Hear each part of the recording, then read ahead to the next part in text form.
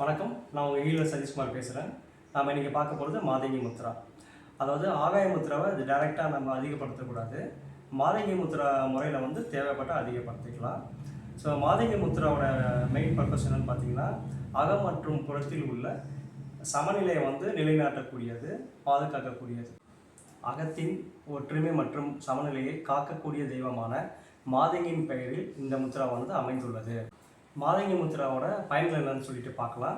இந்த மாதங்கி முத்ரா பண்ணுறதுனால இதயம், கணையம், வயிறு, கல்லீரல், மண்ணீரல், அப்புறம் வந்து பார்த்திங்கன்னா பித்தப்பை, அப்புறம் வந்து சிறுநீரகம் இவற்றை அனைத்தையும் வந்து நன்கு பலப்படுத்திக்கிறது. அதாவது நல்லா ஸ்ட்ரென்தன் பண்ணுது.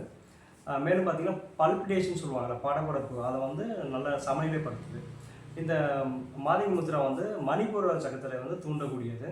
அதனால் மன அமைதி இல்லாதவங்களும் கூட இந்த வந்து மாதங்கி முத்ரா பண்ணி மன அமைதியை சமநிலைப்படுத்திக்கலாம்.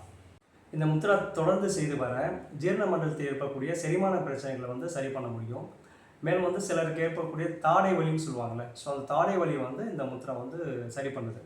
இந்த முத்ரா பார்த்திங்கன்னா ஒரு நாளைக்கு 5லேருந்து 15 நிமிஷம் காலை மாலை 2 வேளையோ இல்லை 3 வேளையோ நம்ம தேவைப்படுற நம்மளோட ப்ராப்ளத்துக்கு ஏற்ற மாதிரி நம்ம பண்ணிக்கலாம். நம்ம இப்போ மாதங்கி முத்ரா எப்படி பண்ணலாம்னு சொல்லிட்டு பார்க்கலாம். 2 கைகளை கோத்த மாதிரி வச்சுட்டு இதில் நடுவரில் மட்டும் மேல் நோக்கி 2 இணைச்ச மாதிரி கொஞ்சம் அழுத்தி பிடிச்ச மாதிரி நம்ம இந்த முத்ரா பண்ணிக்கலாம். ஸோ இந்த முத்ரா பார்த்திங்கன்னா மணிப்பூரக சக்கரத்துக்கு நேராக இந்த கைகளை வச்சு 5லேருந்து 15 நிமிஷம் தினமும் செய்யலாம். நம்ம பிரச்சனைக்கு ஏற்ற மாதிரி அதோட டூரேஷன்ஸ் வந்து இன்க்ரீஸ் பண்ணிக்கலாம். இந்த வீடியோ உங்களுக்கு ரொம்ப பிடிச்சிருக்குன்னு நினைக்கிறேன். நன்றி, வணக்கம். மீண்டும் அடுத்த வீடியோ நம்ம பார்க்கலாம்.